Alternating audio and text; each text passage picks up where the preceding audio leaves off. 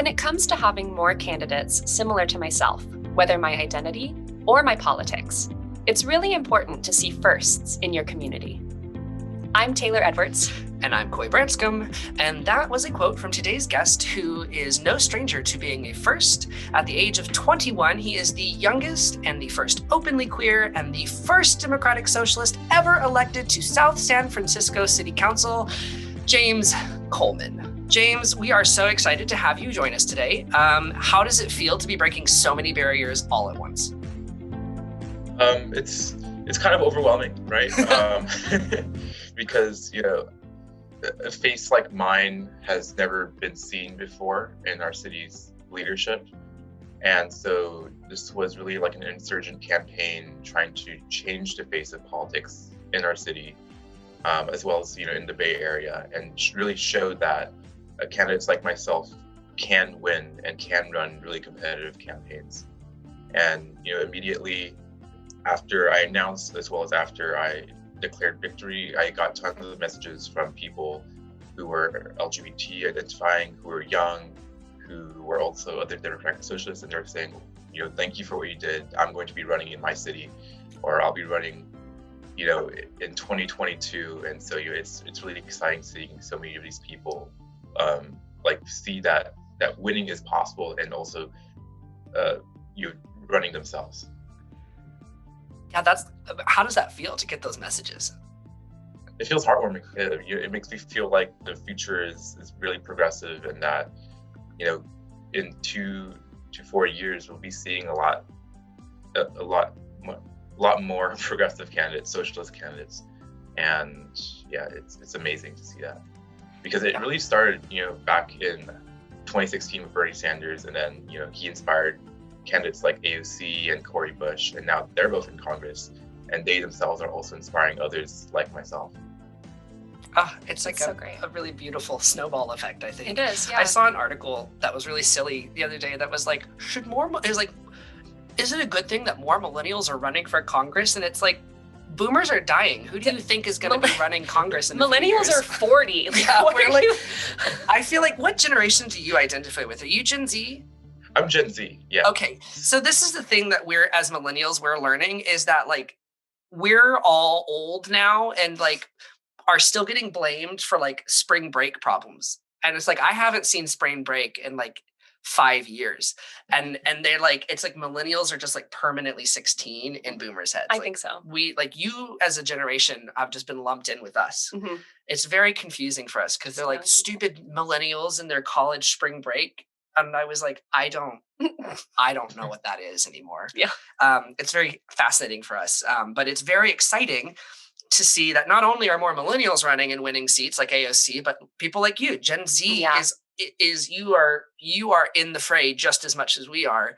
And you are completely redefining that narrative. I know, it's so awesome. And representation is so important. Representation matters so much. And so it's so great to see you inspiring people who maybe didn't think that politics was open to them, because of their identity, or because of where they came from, or where their parents came from, or their, ethnic, cultural background. So awesome.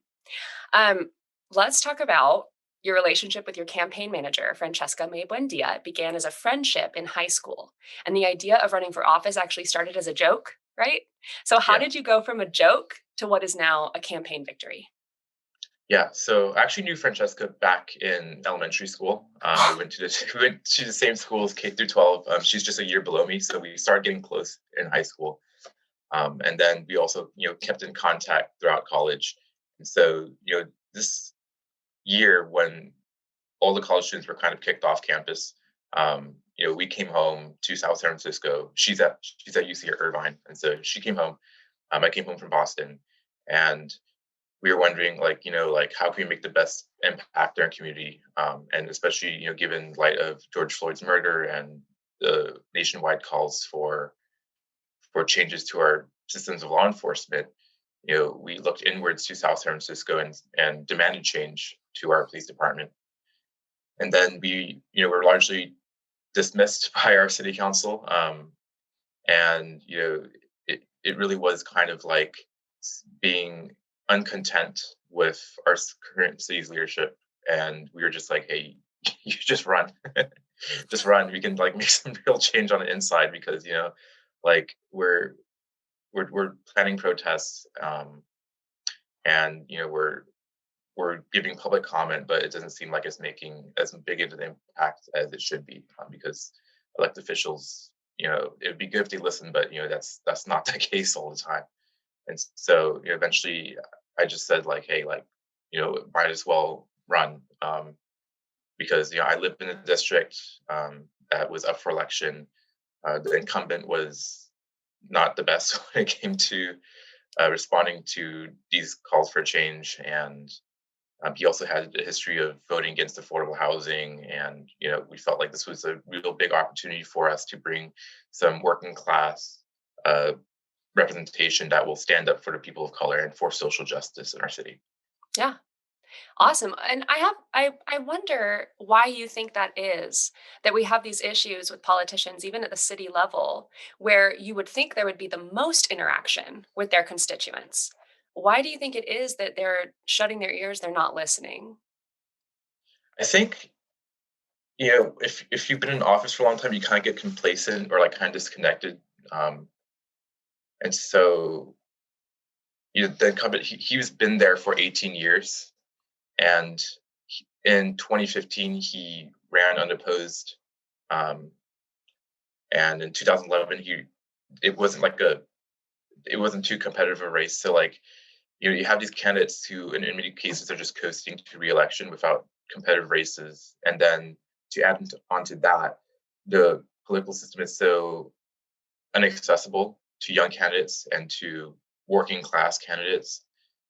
Like these elections are held in off election years in like 2015 to where the turnout's like 20-30%, and all the people who vote in those local elections on those off years are older people and white people, and so like the people that vote aren't representative of the entire city, which is 40% Latinx and 30% Asian, in our city.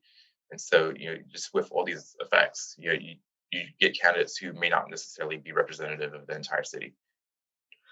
Yeah, definitely. So as we as like millennial and Gen Z generations, I mean, we're going to be in this place one day where we are the majority Mhm. in leadership. What do you think that we can do as we slowly begin to take the reins on leadership in this country to avoid repeating history the way the boomers have? Yeah, I think really staying open with the community, and social media really makes us able to do that. Having periodic town halls, and community events. I think something that I've seen many of our leaders do, whether they're in the state legislature or on the city councils, they hold like quarterly Zoom town hall coffee chat type of things where you can like hear ideas from the community. And I think that's something that everyone should be doing. Yeah. Um, so you were running for this office that you have won, and you're also finishing your senior year, as we mentioned earlier. Uh, and you're trying to do that online, right? Like you came home, Yeah. everybody came home, and so you're trying to finish online schooling in the middle of a pandemic. You're running for office. That is a lot to put on your plate, and it's such a unique experience that I haven't heard of any other candidates enduring. So can you just tell us a little bit about what that spirit experience has been like for you and what you've done to like keep your focus and keep your drive through all of this? Yeah. I mean, I, it was definitely stressful, and I didn't have much time for myself during the past few months. But I mean, like part of the reason why I ran was because of a pretty major change. They changed the local elections from at large, so voting throughout the entire city, to by district. And so I was fighting over a fifth of the city's population rather than the entire population. So that not only would take less time, but also a lot less money and resources necessary to reach all the voters. And so that's one of the reasons why I thought, like, okay, I'll take a light course load this semester, and then I will dedicate most of my time to his campaign. And so, the experience is it was interesting because everything was online, and it's weird because if the coronavirus did not happen, I would not have run. Um, and that just because of coronavirus, it allowed me to both take online classes as well as campaign mostly online. And so actually during the campaign, I was kind of half in South San Francisco and half in the East Coast, finishing up some lab work. And then I came back for for the last week of the campaign. Um, but uh, but I mean, just because like so much of the volunteering was focused on like phone banking and social media advertising, and there wasn't really that door knocking that had to be done all the time, it's just because it wasn't safe. I think that presented an advantage. Mhm. So what is one thing that you think you did for your mental health that like kept you sane and kept you grounded? Mental health. I think yeah, like every so often I took a day just to myself. Um, Yeah. so like every 2 or 3 weeks, I would just pick a day, and I'd be like, okay, I'm just going to chill and um, kind of unplug from everything Mhm. that's going on. And I think those days are very necessary. Yeah. So yeah. Do you have something like particular that you love to do? Like, are you a Netflix binger? Uh, yeah. I mean, I don't have Netflix, but I go on like Hulu, YouTube. Sometimes I just play Among Us with friends, I and love it. so it's whatever is going on that day, I suppose. So yeah, I'm always curious about that because like I have a very specific like thing that I will always put on like Family Guy and like turn my phone off, and that's my veg out day, and am never tired of it. So I'm always curious like what people's like what is mental health to you, because I feel like there's like a not a stigma, but like there's an idea, right, that mental health is like it always has to be like meditation and a bath, and sometimes it's just TV Yeah, and eating a cheeseburger Yeah. and not checking your Instagram. So I love to know those things about people. yeah. My YouTube feed is mostly like political commentary and then like science videos, like cool, like oh, um, like this, like whatever Elon Musk is doing, or with his SpaceX, or whatever, like Veritasium, or like Vsauce, like those types of videos, Yeah. where it's just like cool stuff. I like Vsauce too. I don't know what that is. What is Vsauce? Yeah, we'll watch some Vsauce, later. yeah. What is Vsauce? Remember I told you I had every time I get on the phone with you and I tell you some new facts about some random thing, it's 'cause I Vsauce is watch the yeah. reason, like Yeah. secondhand through you, that I know so Yes. much about the world. Got it. Well, now okay, that's two people recommending it to me now, so I guess I need to get on board. Mhm. Yeah. Let's talk about fossil fuel divest Harvard. You're an organizer for Fossil Fuel Divest Harvard. Can you explain A, what that is, how you got involved with that program, and what do you do in your role? Yeah. So Fossil Fuel Divest Harvard is an organization at Harvard University, that is fighting for fossil fuel divestment. And so It's many reasonable. institutions, many institutions have really large funds that they invest, and this is university endowments, pension funds, any large body of money that is basically invested into the market, right? And so we want to divest our endowment from the fossil industry. Harvard's endowment is currently $40 billion, and we believe that to attack the climate crisis, we really have to decouple our financial systems from the fossil fuel industry, which is exploitative. They profit off of planetary destruction, um, and it it not only takes money out of the fossil industry, takes that capital away, but it also sends a strong moral message to the rest of the world that we no longer will accept the profiteering of planetary destruction. And so we've been fighting to divest our endowment, but there have been many other institutions that have already divested from the fossil fuel industry, including the University of California, the entire pension fund of New York State, and Oxford University. Millions and millions of dollars, well, billions of dollars actually, have been already divested, but Harvard has not done so yet. Hmm. And so, just like a brief overview of the campaign, it started in 2013 before I was a student, and then I joined a campaign in 2018, and since then, we've been doing all types of organizing work, getting petition signatures, organizing students, coordinating with the alumni group, with faculty, and with other staff in our university. and really trying to put pressure on the Harvard administration from all sides and all angles to get them to divest. And uh, most notably, we staged a Harvard-Yale protest during the annual football game between our two rival universities. And we staged a sit-in during halftime, and we stalled the game for around 1 hour. And hundreds of students came. Actually, this is a protest that planned for roughly 150 students from our divestment groups to sit in the midfield.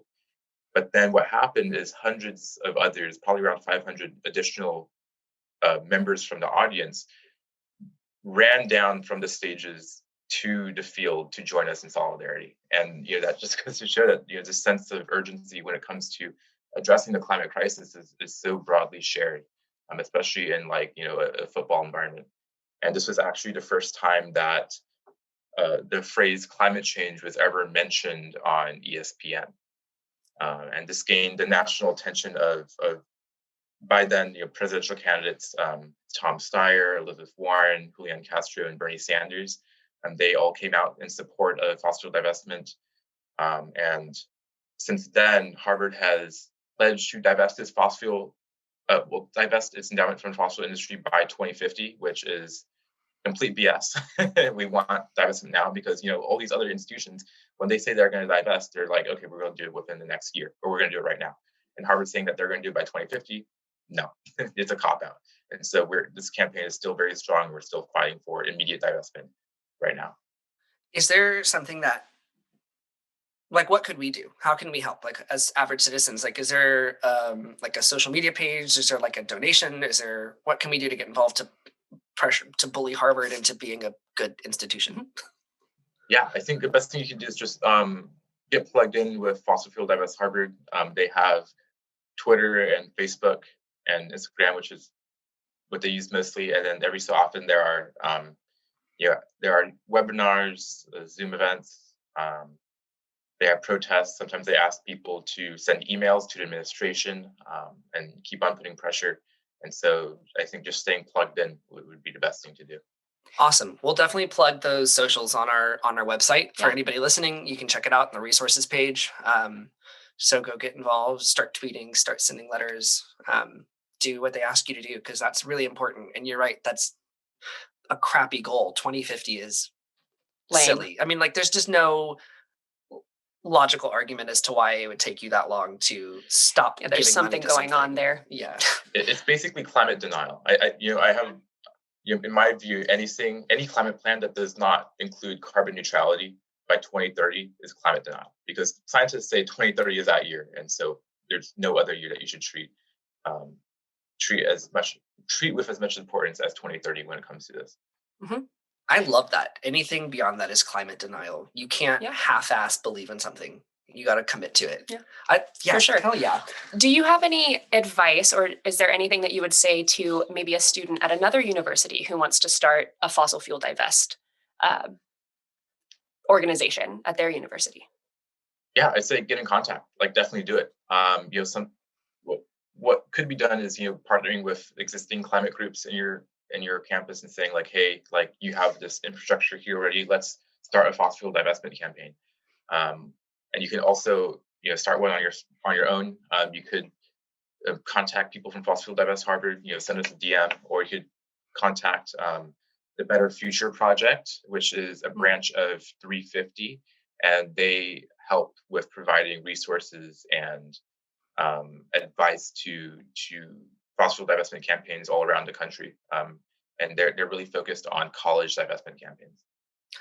Okay, so if you're listening and you're in college right now, check out what your college is doing. What is your university up to? And is this something that you can affect change with at your university? Because I am now going to go check my alma mater and probably bully the shit out of them if they don't, if they're doing this.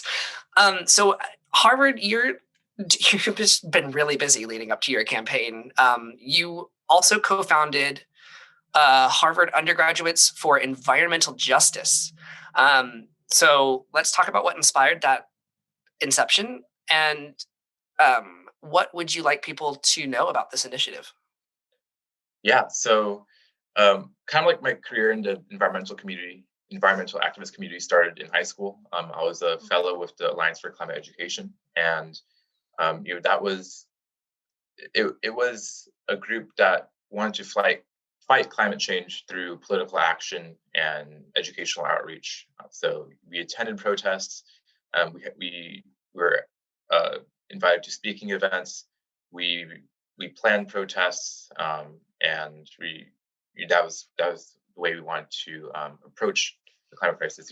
Going out in the streets and building that political pressure and that people power needed to push our elected officials to fight for the change that we so desperately want.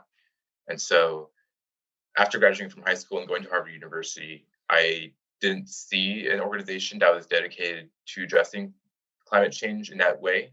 There are other existing organizations that were environmentally minded, but they're more so geared towards changing the actions of the individual, like recycling and lessening your individual carbon footprint, which is good. But I mean, I think looking at a macroeconomic scale, it's like I believe 70% of emissions are emitted by the top 100 companies. So like, if you want to address the core problem, what would be most effective is addressing large institutions and pressuring the government to enact these regulations to ensure that the right actions in decarbonization is taken by the top institutions.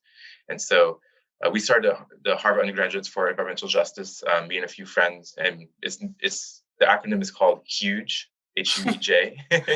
And so this is the gap that we really wanted to fill.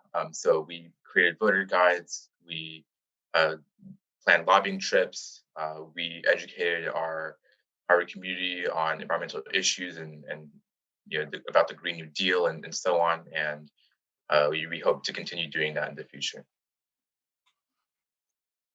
Just I'm like amazed by the gumption in your undergrad. Like I sorry, I keep comparing, but like I was like studying musical theater, and my biggest concern was if I had my ballet tights in my bag. Like I think it's so inspiring for me to see Gen Z as a whole. I think you guys are just so tenacious and so aggressive in your desire to affect change that it inspires me to do better and be better.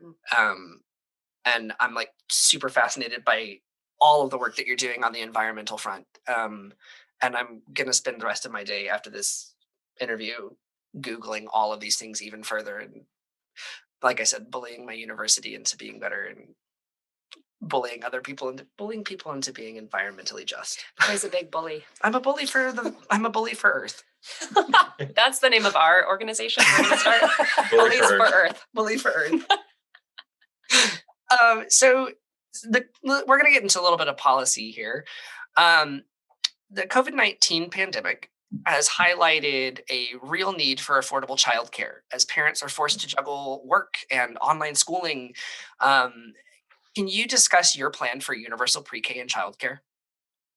Yeah. So just some context on what pre-K currently is like in South San Francisco. And actually this could be extrapolated to the rest of the Bay Area and the country, if there is no universal pre-K system out there. So, our city is one of the few cities in the Bay Area that actually has its own municipal preschool system.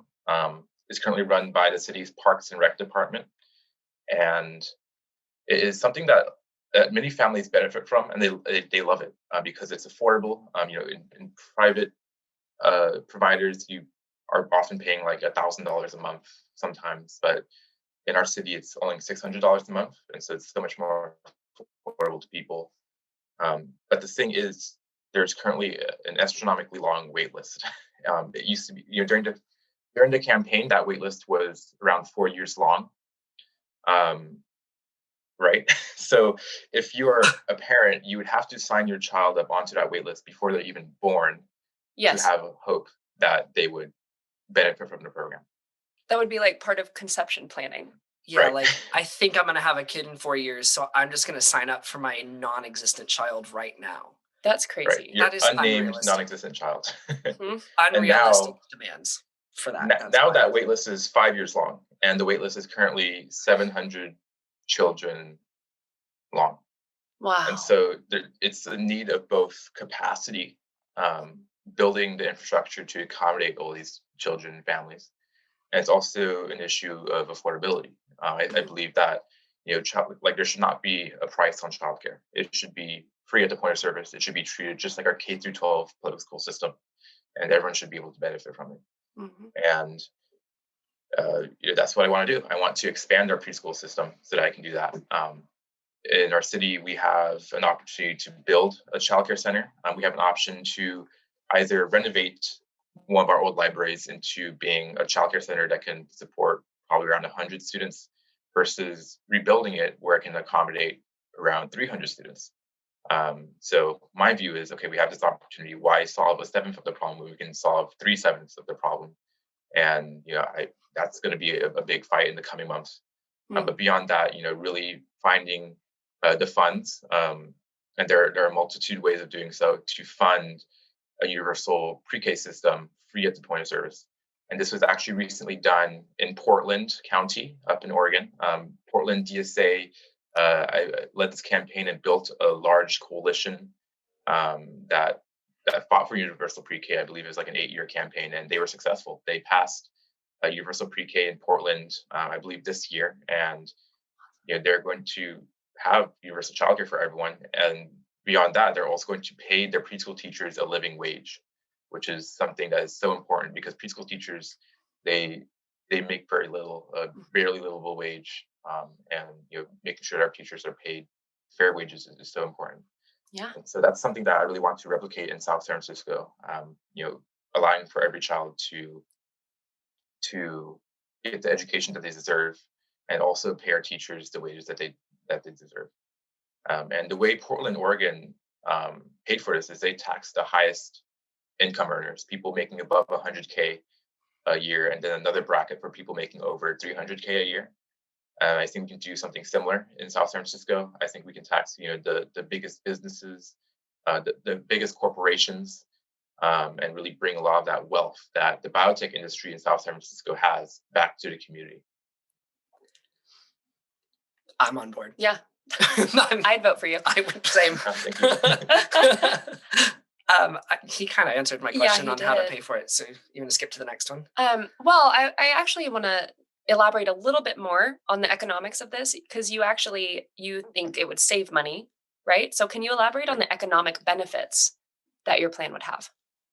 Yeah, so studies have shown that states and areas that do have universal pre-K systems, like those children they grow up and they go on to have better academic outcomes. Mm. They have better health outcomes that could save them on healthcare in the future, and they have better criminal justice outcomes, which would save our criminal justice system a lot of money.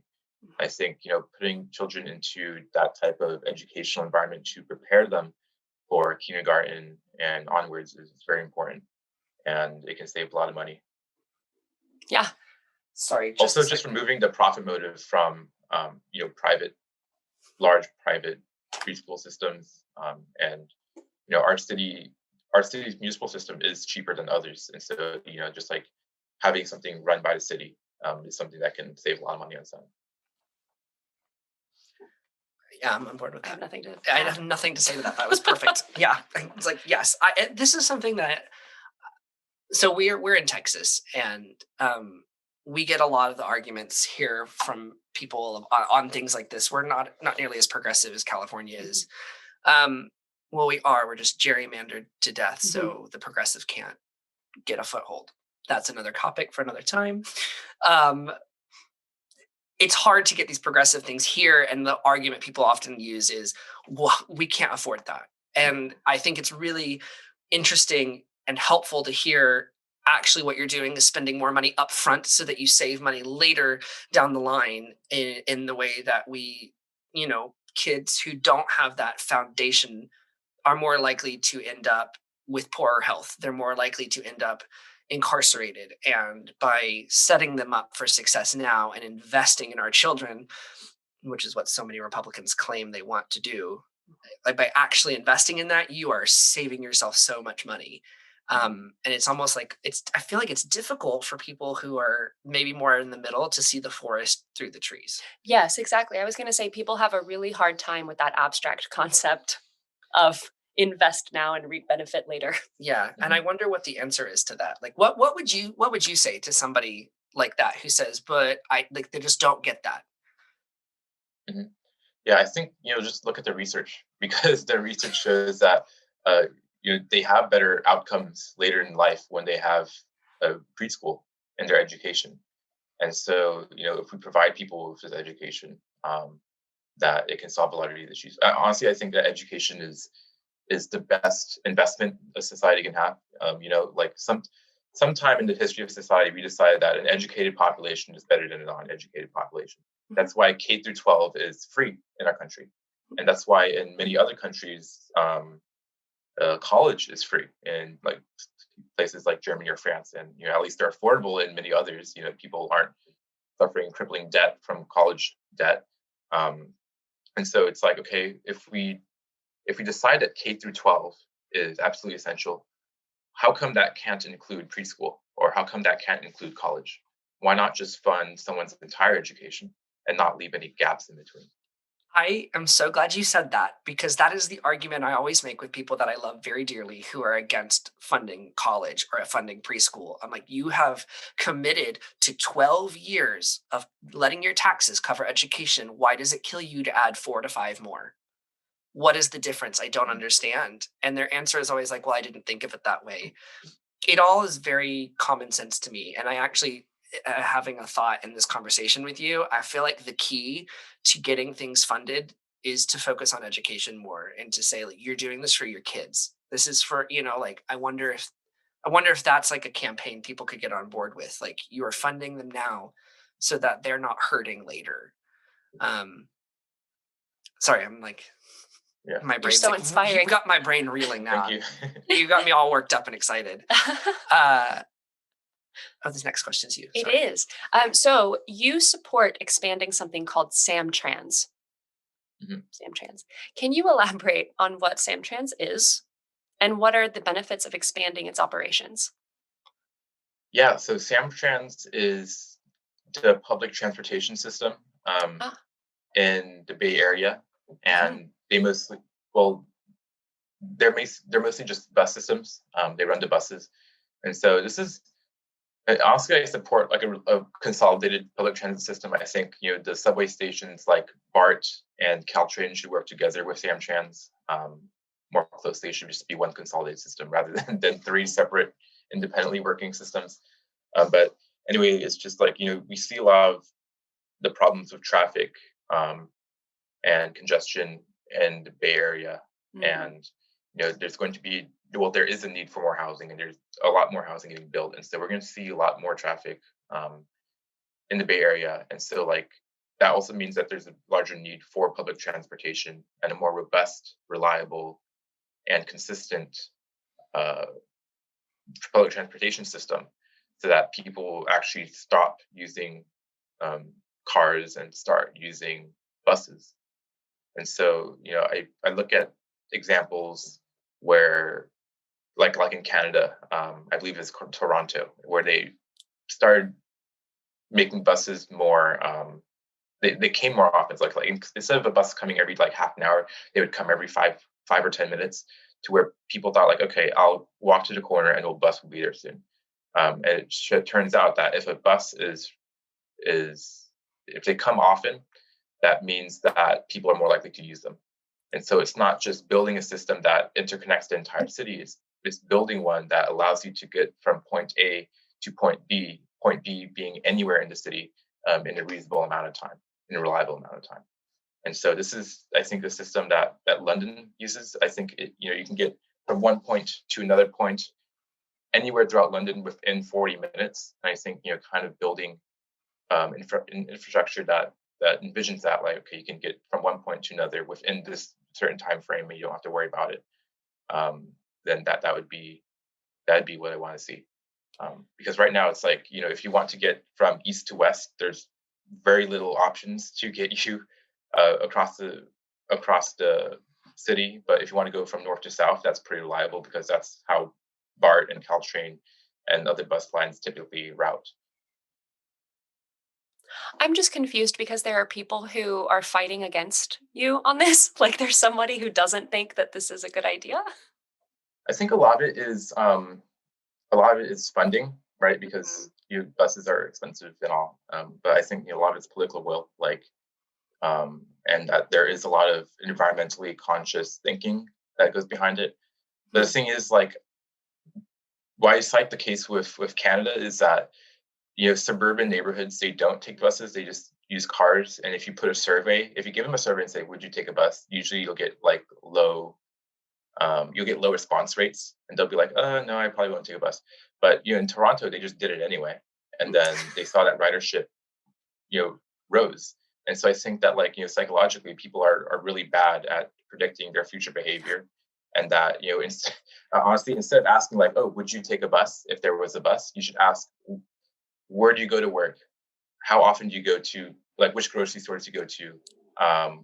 And then using that to map out where the public transit should be. Because if it is reliable and it takes people where they want to go from where they are, then they will be more likely to take it. That's a really interesting point. In this last election cycle in Austin, they actually passed their own version of a Green New Deal with transportation. So in the next, I think, 30 years, they're going to be adding an underground system, which we've never had before, which admittedly will be a pain in the ass for a while to get it all built and get it all constructed. But they've also made a commitment to transition out of normal buses into fully electric, and things like that I'm very excited about. Mhm. I think, and there's going to be like train depots because I live like not, we don't really have suburbs of Austin yet. It's not big enough to be us like have suburbs, but I live about 30 minutes outside of Austin, and they're talking about places like that making train stations that will take you into the downtown part of the city like any other city would have. It's very exciting for me, Mhm. but I know a lot of my friends who would count themselves as progressives were upset about it because they're worried about the money it's going to cost and taxes and stuff like that. But I think ultimately, once they have it, they're going to be grateful for it because right Mhm. now Austin's experiencing the same thing. Like there's a lot of new construction happening, there's a lot of high rises coming in, and we are just the current highway system is just not sustainable. It's Mhm. already total hell driving in Austin anytime between 3 p.m. and 7 p.m. It's just madness. And that's not even counting the morning commute.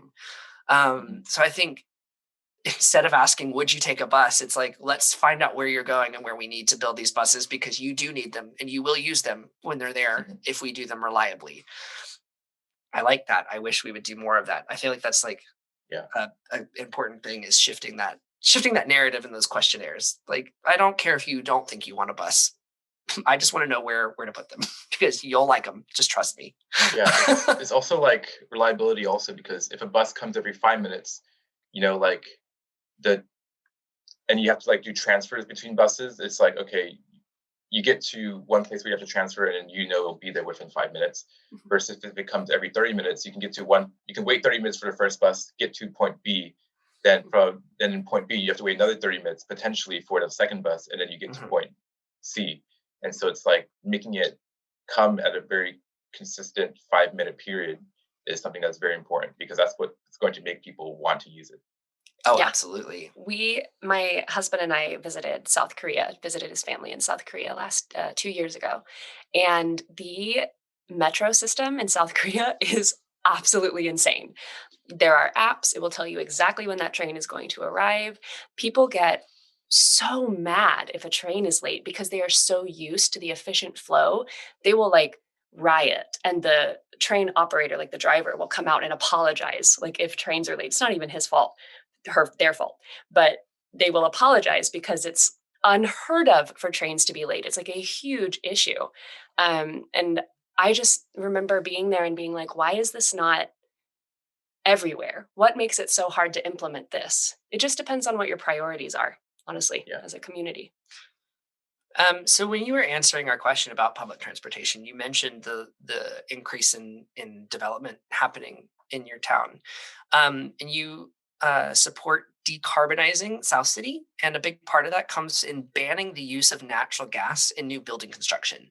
Can you elaborate on the impact that's going to have Mhm. on your city? Mhm. Yeah. So the combustion of natural gas is better than coal, but it still releases tons and tons of CO2 and other greenhouse gases into the atmosphere, which is and intensifying climate change. And so, natural gas is just not the answer. It's not the quote unquote transitionary energy that is needed to combat the climate crisis. What is needed is solar power, wind power, renewable energies that do not have that carbon footprint. Um, and so, when we look at natural gas, um, we see that it's used mostly for heating, um, home heating, and also for cooking, gas stoves, water heating. And so, a lot of these services can be electrical. You don't need natural gas. Like that type of technology already exists. So why are we still building natural gas infrastructure, right? Um, we might like for the new buildings, we might as well just make sure that they're all electrical, and then we begin the process of phasing out natural gas throughout the rest of the city. And that means banning um, if you want to renovate your home, banning the renovation including natural gas, and make sure the renovations are electrical. Um, and I think that would make a gigantic impact because a lot of so much of carbon emissions are dedicated to heating, and that mainly results from natural gas heating. And then when it's electrical, then it really becomes an issue of how decarbonized is your electrical grid. And so our energy supplier currently comes from PCE, Peninsula Clean Energy, and they're an organization that basically tries to fund and build more renewable sources for the people in the Bay Area. And if we put the power to them to build those renewable resources and really source our energy from those places, then we can have a better hope of decarbonizing our energy economy and achieving carbon neutrality by 2030. Okay, so banning natural gas, moving to more electric, moving to more renewable resources, in addition to creating and promoting a reliable, energy efficient public transit system. What else are you wanting to do to really combat climate change in your city? hmm Yeah, I think those are the two big things, like transportation and our energy grid and natural gas when it comes to heating are the big things. Another thing would be working with the biotech industry in lowering their carbon emissions. As biotech industries are they have a large carbon footprint, and that's because of um, all the industrial processes that occur on these campuses. And so I think you know the way I envision it, and I haven't looked too much into it, but I think that offshore wind energy is something that could be uh, very useful because all of our biotech industry is right at the bay. And one of the qualms with wind energy is that it can be noisy in residential areas. But if we just put it in the bay, away from all the residential, but we're literally right next to the biotech industry, you could probably power so much of it. Um, and yeah, that's another thing that I definitely want to look into. Do you think there's a world in which all of these, I mean, you just said offshore, so I immediately went to offshore drilling, where we already have like foundations planted into the ocean? Do you foresee a world where America converts those offshore drillings into offshore wind harvesting? I don't know what else to call it. Potentially, maybe. I'm I'm not sure. I'm not too sure on the engineering of this, but if Yeah, me neither. That was just I literally, my connecting was offshore. Maybe some engineer hears this Yeah. and thinks, Holy shit, what a great idea. And they go out and they make it happen. Somebody who and they knows name more it than the me. Chloe Branscombe Energy. Oh, that's it very has to be windy though. If it's windy in that part of the Oh, I bay see. or the ocean, then it would be good. Indeed. I have so much to learn. You're doing great. I just said wind harvesting. I don't see why not. Yeah, you're right. Gotta be nicer to myself. Okay, this is This is really cool. And I want to talk about the South San Francisco Youth Advisory Council. Mhm. What is it? It's a 15-member body of youth in the city aged 15 to 21. But what is it? What does it do? The advisory council, what is its purpose? Yeah, so it's currently a type of informal group Mhm. that was created by um, city council member uh, Carol Matsumoto, and she created it because she wanted to see more youth engagement in local politics. And so since its inception, they have done tons of volunteer events. They have registered tons of new voters at our high schools, um, and they've been advising the council on various issues. And so right now they're currently still an informal group, and one of my plans is to legitimize that group and codify their existence into our city's law. And so, that means creating a charter or a constitution, and making sure that they live beyond Carol Matsumoto's term, because uh, she currently left because she didn't run for reelection. Mm. And so, I hope to kind of pick up that mantle and make sure that youth voices are heard throughout our city, because historically so many of our council members have been old. They're usually retirees, because they have the time and the money to run these elections throughout the city. And so the voices that have been represented are those who are older, and those who are younger have historically um, been ignored or kind of like denied a seat at the table. And so, having a youth advisory council and giving them the power to take positions, give presentations during city council meetings, and push for change, I think that's something that would be very valuable. I'm still 21 years old, so I could be on the youth advisory council. So I definitely um, relate to them a lot when it comes to issues of being heard, and also just issues that young people care about, like housing and social justice and so on. And like this could also be a way for young people to eventually make a run of office of their own. Um, you know, I'm 21, but you know, youth advisory council I think is 15 to 23. And Mm. so like many of them could take a run for office in the future if they wish, and this could be a really good way for them to get involved, know what's going on, and really meet the connections and the people necessary to run a competitive campaign. Have you spoken to them since you won? Yeah, I'm actually pretty good friends with a few of them. Oh, amazing. And Yeah. it's got to be so inspiring for them and empowering to see you bridge that divide and say that, city council is not just going to be a bunch of retirees. It's going to be us. It's going to be the people that it represents. And that's got to feel so good to have somebody like you in their corner in that council. We're so conditioned as a country that it's old dudes Old white who dudes. make the yes, old white dudes who make the decisions. Uh, and it just sort of like it's such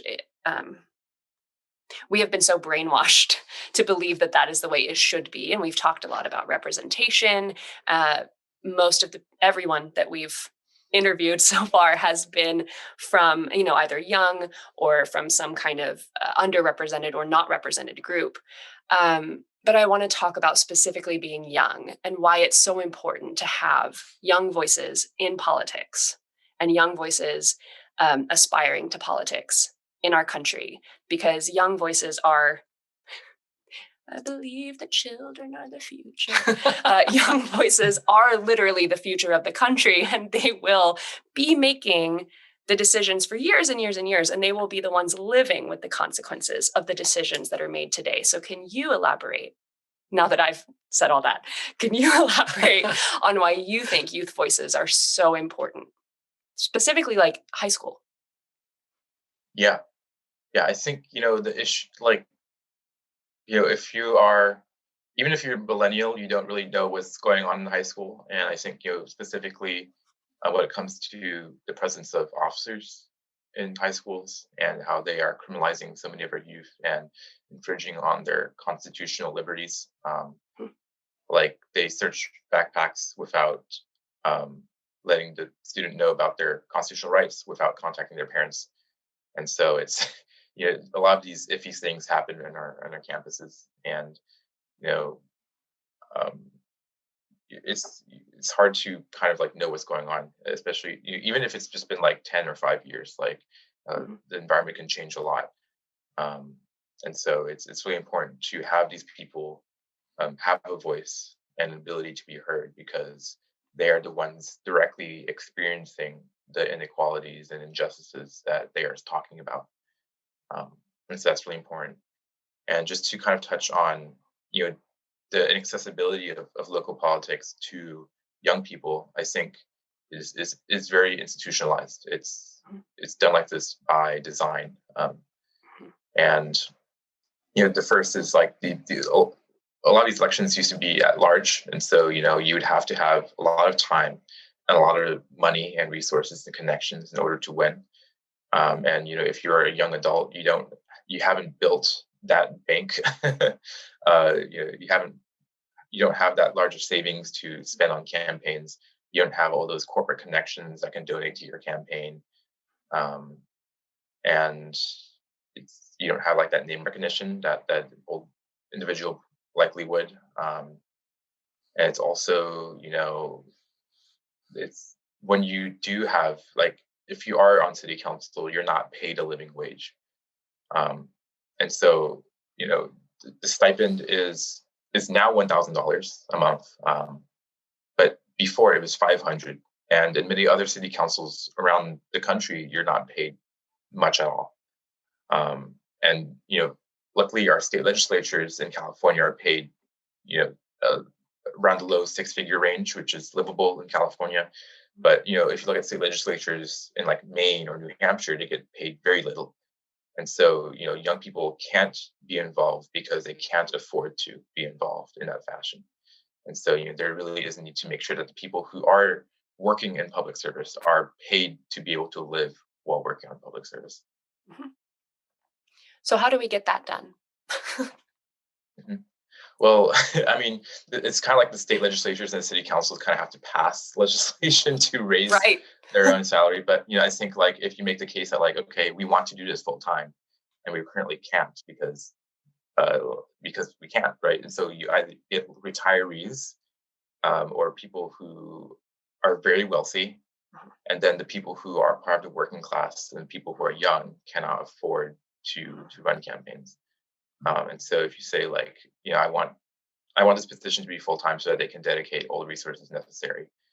And it doesn't have to be like six figures. It just has to be like, it's 15. Let's make it the minimum wage, right? Minimum wage in the city, working full time, 40 hours a week. That could be a good way to do it. And then then you tie the minimum wage to the income of the city councilors, and look, you'll probably see a lot of minimum wage increases throughout the country in cities. So I think that's wicked smart. That's clever. Yeah. I feel that way about like federal level too. I'm like, I feel like you make too much money and you're too comfortable, and you should be on minimum wage as a Congress member so that you have some investment in it. And so that you understand what minimum wage is, what it means, and what it looks like. Yeah, imagine if they were on minimum wage, and imagine if they were the ones getting $600 following 9 months of lockdown. Imagine indeed. Mitch McConnell getting a $600 check to survive on, please. Oh, sorry, he makes me angry. Okay, so lighten my mood. Let's talk about some fun stuff. Fun stuff. Yes. So these are just rapid fire, like I said. So we're just going to throw out some questions and no pressure on your answer. So the first one is, you have spent a lot of time on being bi-coastal. So East Coast or West Coast? West Coast. I figured that was going to be the answer. No hesitation whatsoever. I'll say one thing. On the East Coast, it's too hot in the summer and it's too cold in the winter. Yes. Yeah, I agree. Yeah, I agree with that too. I have spent very little time on the West Coast, but I very much want to live there. Minus the fires. Okay, so we talked a little bit about YouTube earlier, but what are you watching right now, or what are you consuming maybe right now? Consuming. Yes. A lot of left-wing political YouTube shows like Rising with Crystal Ball. I love her. Oh. Yeah, and individuals like Nomiki Konst, Katie Halper, Kyle Kalinske, those folks. Alternative left, very good, very good place to be, to stay engaged and involved. And then, I guess more fun and less political. I've been binge watching The Expanse, which is like a futuristic sci-fi series on Amazon right now. Ooh. I really do this podcast for the recommendations. Me too, yeah. That's all I'm in it for. I've seen The Expanse, but I'm afraid it's scary. Oh. It's not scary. It's pretty I don't cool. handle scary at all. Is it potentially scary in like a make you think about life kind of way? Not really. I think it's Okay. mostly like action. Okay. Action drama. Oh. It's pretty good. Okay. I can handle that. Yeah, we're good. We can move forward with that. Yeah. Okay, so you are a fan of the West Coast. Obviously, you love your city enough to run for public office. So, what is the coolest thing to do in South San Francisco? Cool thing to do. Probably eat. There's lots Ooh. of good places to eat around here. Where am I eating? and- Where should I go? La Tapatia in South San Francisco. And so there's a lot of like these small businesses, like family owned, non-corporate, and they make tremendous food. And yeah, it's great. Like having that family style is so important to the character diversity. Yeah. Okay, what's one thing you never leave home without?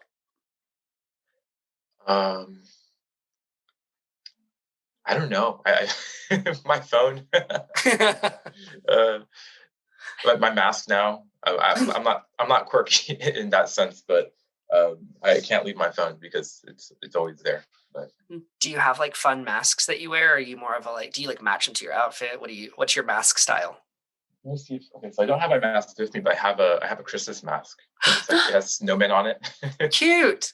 I love that. I love that. I love watching everybody. We're out here in like rural Texas, so there's a lot of like your very traditional Southern women. They're like bless your heart Southern, and they match their masks to their outfits now. Like I have, my mother does. yeah, I know people who make masks to match. Like they will make them at home to match what outfit they're wearing. Yeah, so snowman one my mom made.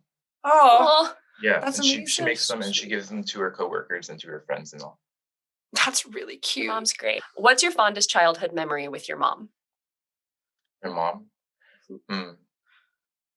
That's a hard one. Probably going to Hawaii. I think we took a trip to Hawaii and then we spent a lot of time on the beach together. And this was that was like for a large portion of my life. My mom worked 2 jobs just because like that's the way our family made ends meet. And so we didn't spend a lot of time together when I was really young. But then a few years ago, we took a trip to Hawaii and we vacationed together and got closer. So that's nice. That's really nice. I love that. Did you like scuba dive or snorkel or anything while you were there? I did. You did? She spent more time on the beach because she doesn't That's good. swim. But Your mom and I would get along. I'm more of a like lounge on the beach with a cocktail kind of guy. So describe South San Francisco in 3 words. 3 words. Wow. Right.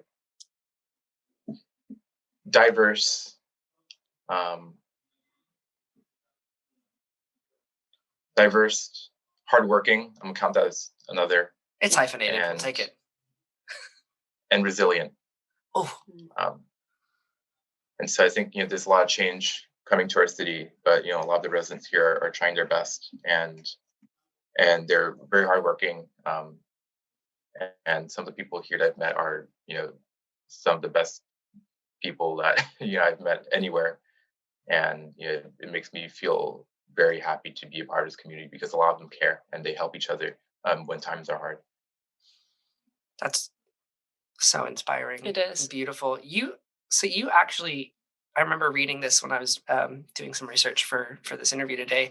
You were able to contact everybody more than once in your campaign. You were like the little engine that could over and over again.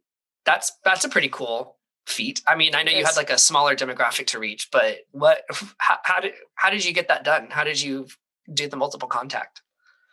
Yeah, so it was. I mean, part of it was because it was by district and not throughout the whole city, so that made it super much easier, or much less harder actually because it still was difficult. But I think we instead of canvassing and door knocking, we just did literature drops throughout the entire district. So we just dropped a flyer at their doorstep, and then left. And so we did that 3 times. Every house got 3 pieces of literature. And then we sent 2 mailers throughout the entire district. And mailers were probably like the most expensive thing for campaigns, but again, because the district is so small, we just sent mailers to every house. And then we did phone banking, and so we just had an automatic phone dialer, and we just made calls every day. We had a phone bank every day, for 2 hours, and then we probably called every number like 7 times, 7 to 10 times. Of course, they don't answer all the time, but like, we just went through the entire list. And then we did text banking, so we texted every number that we could, around 5 times, and every time we get probably around 5%, 5 to 10% response rates, which is pretty good for text banking. And people say that they support us that way too.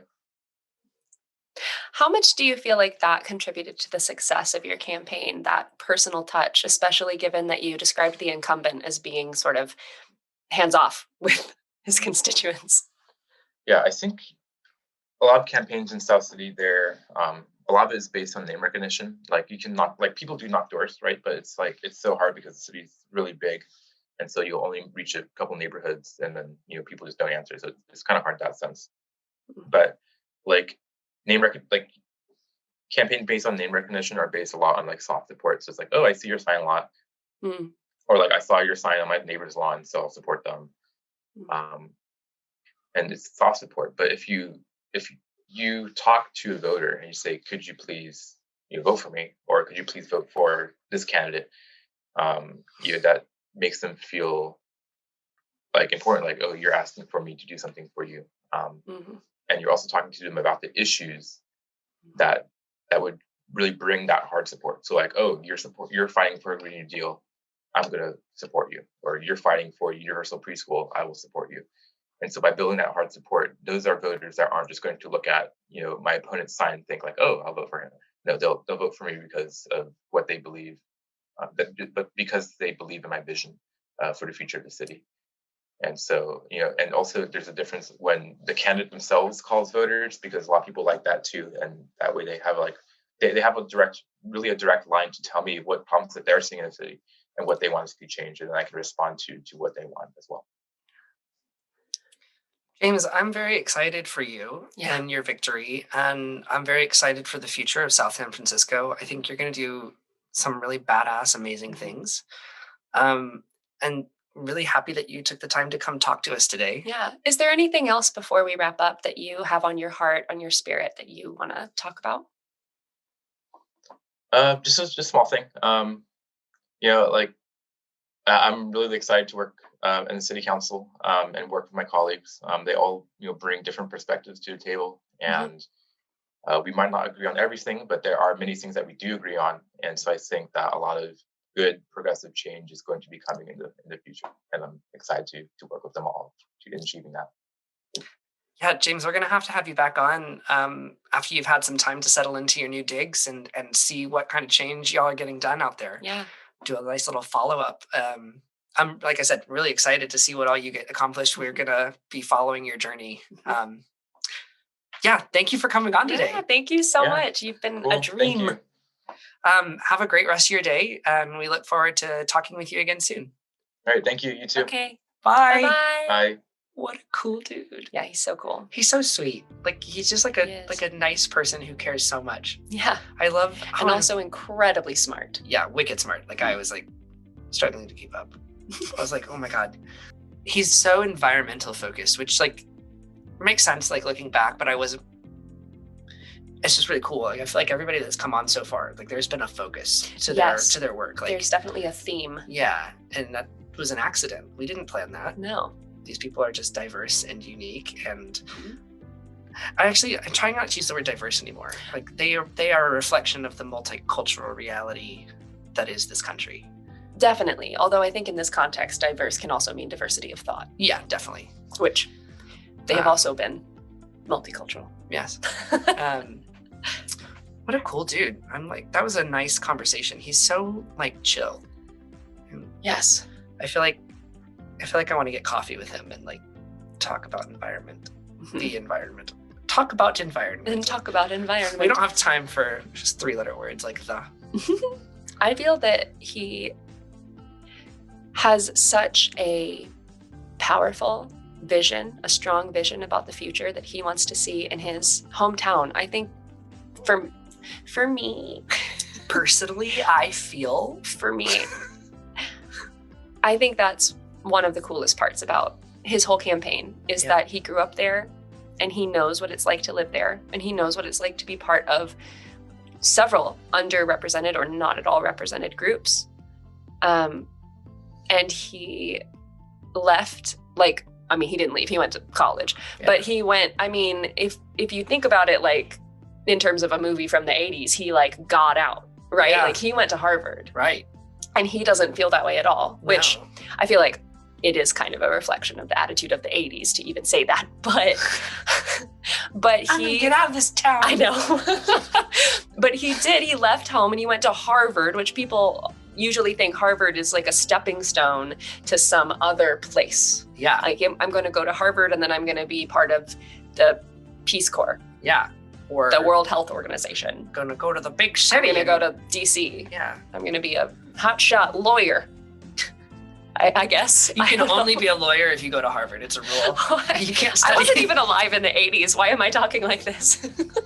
because we watched a lot of old movies. Yes, but my point is he is taking all of that power, all of that energy, all of that education and bringing it back home. He's And reinvesting. he is reinvesting. Yes, he is making his home a better place to live.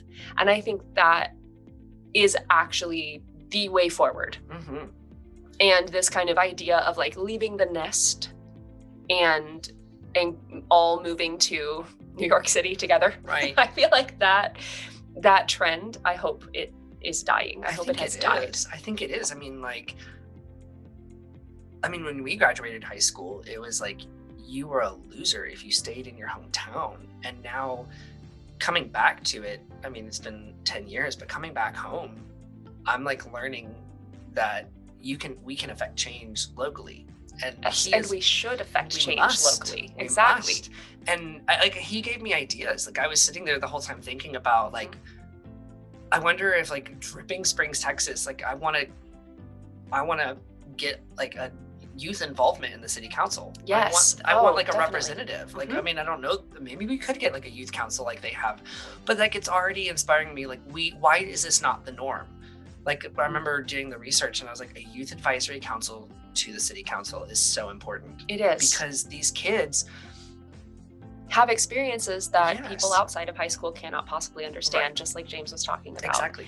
And I still really feel that high schoolers, children younger than high school today, they're the ones that are going to have to deal with consequences of the Yes. decisions being made today in 80 years. Right. And I don't know about you, but I was thinking, this makes me sound like I'm 10 years older than I am, but like just listening to him talk about his experience running for office while finishing college, like he is still in college. He Yes. is not waiting. I know. And I feel like I didn't really have like my like evolution, and like I don't feel like I was a person yet.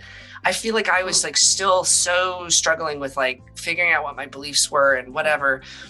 I didn't feel like I was allowed to have stake in what was happening. Yeah. I didn't feel like as a student in high school, especially, and also still in college, I did not feel like I was worthy of being a part of the conversation. And I want to change that. And it feels like Gen Z as a whole is changing that. Just going on TikTok and watching these 15-year-olds. It's so funny. You never sound as old and you never sound so millennial as when you talk about Gen Z. But they're so it just cool. cracks me up. They are really cool. They're badasses and they scare me. But do you remember how much we hated being called like The millennial generation. and like young, like you're so young and you're Right. doing all this stuff, and we were like, shut up. I'm mostly just like excited because like I would have never done what they're doing in high school. Yeah, Like I would it never. is exciting. I'm not making fun of you. No, but I am it's a little okay. bit. You can. I sound like an old man. I'm gonna sound like a little curmudgeon, but like Quiz, not yet 30. I'm 28 years old. I'm Just a so child. everyone I'm a knows. child. But I am so inspired, and I feel regretful, like I wasted my high school and my college years not engaging, I guess is what I'm saying. And I want that to no longer be a regret for people. Like, I want to make sure that people who are like, even if you're like, you can't vote yet, you can still be a pain in the ass to these people. You can still call them and text them because they are representing you. They are representing you, even in a high school setting. There was actually a huge campaign against youth voices after the 70s, during and after the Vietnam War, because young people and Black people, other people of color, they were leading these protests in the 70s, like just at large, but also against the Vietnam War. And so I think that in some ways, children of the 80s and 90s are still feeling the effects of that propaganda. Our country silenced youth voices on purpose. Like so I think since there hasn't been a strong propaganda campaign about that in the last maybe 20 years. Because it was still working on our Because it was still working, exactly. It was so effective that we were shamed into being silent. Yep. I'm glad we talked to him. Thank you for listening. If you're listening on Apple Podcasts, please give us a review. Give us a nice rating. That helps boost us so other people can hear about these phenomenal candidates. Yes. Now leaders, they're elected. And maybe learn something And along maybe the learn way. something. Did you see that thing about the stimulus check? It was like the next stimulus check is going to be the memories we made along the way. God.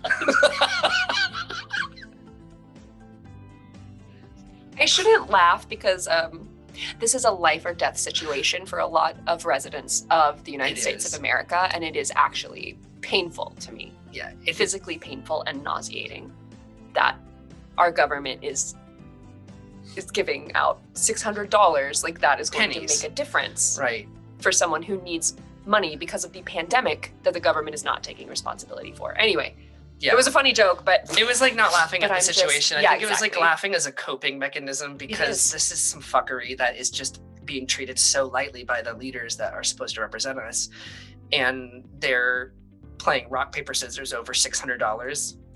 Like, what is the Pentagon spending $3 trillion a day or something in fake money that the government just like doles out, but they can't give us a check to like pay rent and make sure that like our children don't like go hungry. Let us know. Leave a comment on YouTube, shoot us an email, leave a comment anywhere else you can comment on our stuff. If you want to hear an episode about fiat currency or a fiat economy. It's going to make you real mad. If you know what that is, if you don't know what that is, can't wait to share it with you. And talk about how the US currency works. How it doesn't work. Or how the government gets its money. Plot twist. It's all imaginary. Yeah. Well, money's fake. Money's fake. I'm fake. I'm not real. I'm an android. I knew it. I was an android. Like the phone. I'm an iPhone. Let's see how many stupid jokes I can say today. I was gonna make another stupid joke. Oh, say it. Sorry. I'm an iPhone. I'll give you the line again. No, I'm an Android. I'm an iPhone. It's uncomfortable. Oh, it's an uncomfortable joke. I was just gonna say I'm preferred by nerdy white men. I'm gonna let you sit with that silence of what you just said. I have no regrets, actually. I do. Thank you for listening. You can find some resources that we talked about today and links that we mentioned on our website, www.whosthatpod.com. Please follow us on our socials. We're on the Facebook, Instagram, Twitter, TikTok, all of which are Who's That Pod, except for Twitter, which is Who's THT Pod. Take out the A. We are also on YouTube, so you can watch us on these interviews with closed captioning. So anybody who's hearing impaired, please feel free to go check that out and give us a watch and subscribe on all of these things. Also, please subscribe to us on Apple Podcasts, on Spotify. Please give us a review and give us a rating. It really helps boost us in the algorithm. And if you subscribe, it will give you notifications each time we drop a new podcast, which is going to be every Monday. If it doesn't rain. Yeah. Even if it's raining, though. That's a joke. Yeah, it's just like a Southern thing my dad says. It's cute. I don't even know what it means. Also, if you like, you can buy us a coffee at buymeacoffee.com/who's that pod so that we can continue to crank out quality content like this and educate and engage and make sure Kathleen doesn't continue leave us. to edit We need her. our mess into something that makes sense. Guys, we love our producers so Listen, much. One We day love her. she will be visible and you will meet her. We're gonna make her do an episode with us. One day. She's gonna fight us. But it's 2 against She's 1. gonna cut this out. She is. She's like, I control you. All right. We want to leave you guys once again with a quote by Maya Angelou, who said, "I did then what I knew how to do. Now that I know better, I do better." So thank you for joining us again on this journey where we learn how to do better. We love you guys. Good night. And good luck.